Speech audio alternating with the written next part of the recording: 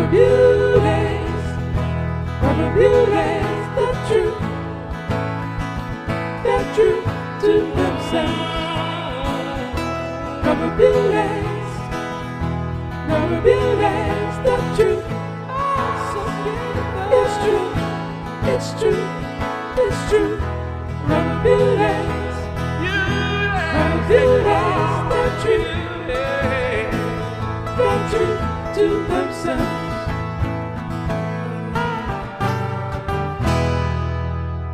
The first and only, I'm guessing, unless we really enjoy this, episode of Rubber Beauties that will ever be done from a bus in the middle of West Virginia. Yeah, no, it's been... Mountain Mama. It does make you sing Country Roads when you're driving through these hills. Yeah, to the point where it gets annoying, because that's all... We have to sing... the only West Virginia song there is. Yeah, we have to sing... what is it called? Country Roads? Country Roads. Yeah. All the way through West Virginia. Hey, welcome to the Rubber Beauties podcast. It's only Jimmy and Puffy this week because Puffy and I are on the way to the Masters with our crew in the COVID era, taking a bus down to the Masters. We're currently at the back of the bus. I hope you don't hear too much, bus noise. Yeah. Although it's pretty quiet back here. You shut those doors. Very quiet. It gets quiet back here in the sleeping quarters. We do have 8 bunks on the bus. We stayed awake so far, but somewhere around what's next? South Carolina? Yeah, there will be a nap had. No, North Carolina next? North Carolina, then South Carolina, and then we're back in Georgia. It's a haul. I'm not going to lie. But anyway, that's not why we're here. We're here to talk about the latest installment of Beauties, one of my favorite stories. I know I say this every week. Yes, you do. But when they're all good stories. They are, thank you. But that's why you did a book. When I sat down to write this book, it's not often that when you are writing and you've actually heard the stories already, that you laugh. Yeah. But I literally laughed my entire way through writing this chapter. Yeah. Mainly because I had to figure out how to spell out so many F-bombs. That was actually a challenge in doing the book, was that I wanted everybody to be able to read it. And so how much swearing do you leave in? Because when you talk to hockey players, there's a fair degree. For sure. Of swearing. So I ended up deciding that I would only leave the ones in if it was relevant to the story. Yeah. If it was really relevant to the story. If not, if it was just frivolous. The gratuitous. Yeah. I would take that out because I want the kids to be able to. Yeah. Now for the podcast, we just beeped out because Noodles is on our team. So and Did we just beep out gratuitous? No, we didn't beep out. Well, that would be funny if Stoff did that. So there was a lot of F-bombs in the story, not by Noodles, but because of who he was talking about in the story. Anyway, the point is, to me, just 2 of the funniest stories in Beauties and 2 of the funniest stories ever. Which is your favorite? The Puffin story or the Puffin story is great because it seems so like like a minor league story, like those adventures guys have had when they're trying to make their way to the NHL. And then it involves like one of the best goalies of all time, Billy Smith. And like everyone knows Billy Smith was just a wild card out there. And so for him to be Noodles' goalie coach and then telling him, like, being more proud of him for punching a Puffin than for actually playing well was perfect. Yeah. And I'll also say, for anybody who hasn't read my other books, that this is the only story in the book that it's called Hockey's Greatest Untold Stories. This one was told in The Guy on the Left because I love the story so much about Noodles and the Puffin. And I believe it was told in Noodles' book. Yeah. And so when I sat down to write this book, and I wanted fresh stories all the way around, but this was the one exception I wanted to make, because if the whole definition of what Beauties is supposed to be ridiculously, mostly funny hockey stories, and the Puffin story is one of the greatest. It's unbelievable. And also, like in the minor leagues, like the mascots just seem to have more of that edge, and you could just totally see that happening to poor Noodles. Well, the funny thing is, I went back. So when I went out for my book tour for my last book, The Guy on the Left, St. John's, Newfoundland was one of the places I went to.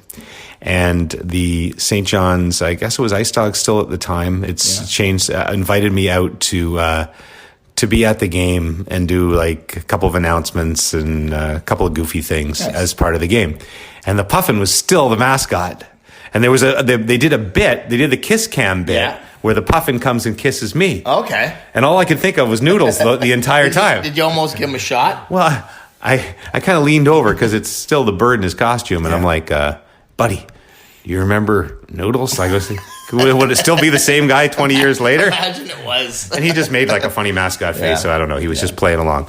But Buddy the Puffin still is beloved and apparently survived the assault by Jamie Noodles McLennan. Now, when we decided to do the Puffin story in the book, I said, well, if we're going to do that, we need one fresh Noodles story. So I said to Noodles, can you give me one fresh story? And Noodles has a million stories. He might have more stories than anyone in our office. And we have a lot of guys who have had pretty colorful careers and lives, but Noodles has lived a very colorful life. If we were to, if I was to rank the storytellers in Beauties, it would be a tough. Kelly Chase. Kelly Chase and Noodles would probably be 1 and 2. Now, Jim McKenzie, who we'll get to a little bit later on, is right up there. Garth Butcher's right up there. And some of the guys, obviously the other guys we have, like O-Dog, is really great. But Noodles might be the single greatest storyteller that we have. And he knows so many people. Yeah, he knows everyone. That's the crazy thing about Noodles. He is friends with a lot of celebrities, random celebrities, and I think it's just because his personality is so great, and because he has so many great stories that people cling to him. Like Chad Kroeger from Nickelback is one of Noodles' good buddies. Yeah, really good buddy. And I just tag along with Noodles on the road. Chad took us out for a steak dinner once in Vancouver at the Stanley Cup final. He's oddly friends with the guy. And I'm going to forget his name now there. Is it Isaiah Muhammad, the guy from the Old Spice commercials? Yes, the guy with the horse. Half man, half horse. Yeah, he's Noodles, buddies with him. good buddies with him. Good buddies with Nick from The Young and the Restless. Yep. Yeah, he had him at a game one night. We were at a Leafs game, and there's Nick from The Young and the Restless.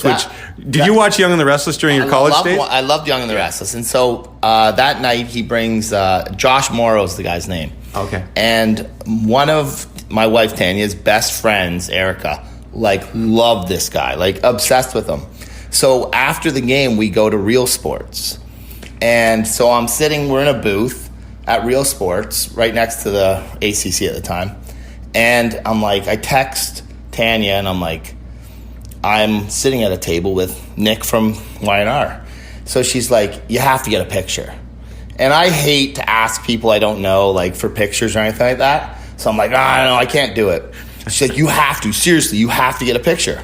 So there's only about 5 of us in the booth. So I'm like, fine. So I pull my iPhone out, and I'm kind of pretending that I'm just typing something, and I take the picture. Well, the flash was so all of a sudden it's like this flash. I'm like, and I'm slam it down. You're a Those are the people I can't stand at restaurants. They will tweet a picture over their shoulder of me eating lasagna with a big piece of cheese hanging down. Yeah, but that's one thing. They're at another table. I'm at the table with the guy. I'm having a conversation, and now I'm smashing it. And so I text the picture. I'm like, here's your picture. I was so embarrassed. Yeah, a very nice guy though. But yeah, Noodles knows. He was very nice. Yeah. Noodles knows everybody from his playing days. So anyway, we wanted to get one more story in the book, and he says, "Well, did I ever tell you one about Darryl's report card?" And hopefully, all of you listening to this have listened to that story. Which, again, I'm not sure which one I like better. I might like the report card one better than the Puffin one because you know Darryl Sutter too. So Darryl and I have a long-standing relationship. And a lot of people talk about, Berkey and I in our tense interviews sometimes on trade deadline and such, which were all complete BS because I knew Berkey was joking and he would always text me right after, even though people thought we hated each other. Yeah. But Darryl kept me very much on edge. Darryl, it was usually, I would only get to talk to Darryl usually at the draft. Yeah. When, Calgary, if he was with Calgary or LA, would make their pick. And the pick or Darryl would come sit down with me on the stage. And Darryl was just he had no time for any of my shenanigans. Yeah. Right?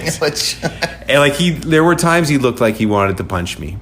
And then one year, and Bob McKenzie thought it was the greatest thing in the world. He couldn't wait for my interview with Darryl every year. And then one year, it was a little bit contentious, the interview, for whatever reason, for no reason. And then he got up at the end after I threw it back to whoever, and he punched me really hard in the shoulder. Yeah, and the farmer's strong. Just killed me, almost buckled me. Yeah. But that was the moment I'm like, okay, I think I'm okay. He gave me a little smile. Yeah. And then when after the Kings won the cup, I went down to LA and did a story with Darryl, and he couldn't have been nicer. And then remember when we did that hangover feature? Thing, yeah.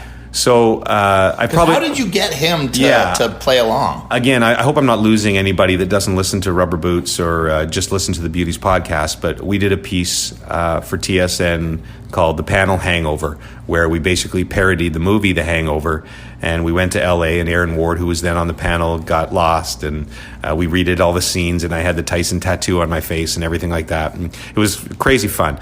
But when we were planning that, we didn't have an ending. Yeah. We needed an ending. So we ended up saying that somebody had drugged our drink, just like in The Hangover, where it was Zach Galifianakis. But we needed to figure out who. And then I thought, well, the perfect guy would be Darryl, right? But he'll never do it. Yeah. So I sent this long email to King's Public Relations, and I knew the guy there really well. Mike, he was awesome. And I thought, there's no chance of this happening. And he got back to me, he goes, yeah, I talked to Darryl. He said he'd do it. And we literally weren't going to even fly to LA because we didn't have an ending of the story. And as soon as Darryl said yes, we were in. And Darryl came and he did this perfectly. And then after they won the cup, we went back and did another story. And I went out drinking with Darryl, which was one of the greatest things ever. I had to leave at a certain time. We were in Manhattan Beach, and I'm like, the crew is not going to be able to make it home if we stay here and try to keep up with Darryl Sutter. But so I just love Darryl Sutter now, despite being terrified of him early in my career. But that was Darryl, right? If you get to know him, he's unbelievable, but he is terrifying. And I can't imagine playing for him and being that moment. And the way he played it with Noodles, giving him the report card and just building him up to just crush him, absolutely destroy him, was unbelievable. But the fact that Darryl is Noodles' favorite coach. Like if a guy, let's say a boss, one of your bosses, or like me, reamed you out like that, I don't know that we could ever be friends. I wouldn't handle it as well as Noodles. Would you have cried in that room?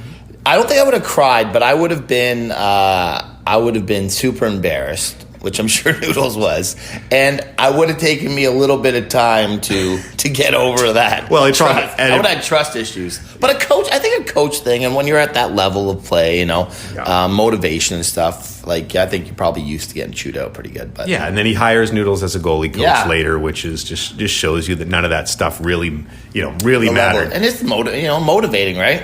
These guys are fascinating the way they try to send messages. We have a podcast coming up somewhere later in this season of Beauties, perhaps the next season of Beauties, about Dave Poulin and Mike Milbury. And you know the story, I think. And for those who've read the book already, and by the way, I'd be curious to hear from you guys if you want to write us on Twitter or whatever, if you're reading the book first or listening to the podcast first. I know some people said they don't want to listen to the podcast because they don't want to ruin the book, which I understand. Which is fair, for sure. Yeah, so if you want to read the book first and then come back and do the podcast, that's probably the way I would recommend it. Yeah. I don't want to tell you not to listen to the podcast, but if you have the book already, maybe read the book, and if not, listen to the podcast. And we're only going to give you a few chapters of the podcast anyway. But I can't even remember why I brought that up. Why did I just bring that up? We're talking about Pooley and Milbury. Oh, yes. Sorry, Pooley and Milbury. Thank you. It's a long bus ride. Thankfully, we have time. We have lots of time. I think we're going to be up around 18 or 19 hours by the time we pull in. I think so. We were expecting it to be 13, so right. I think our math was off. Right. And if we die in a fiery crash, and this is the thing they save, this will be the last thing. This will become famous. Yeah. There'll be a vigil. Will people have a vigil for you and me? For you, potentially. I don't know if I'll make the vigil. What happens if Barrett and Austin came to my vigil? And they're holding candles for you, not for their dad. A little disappointed.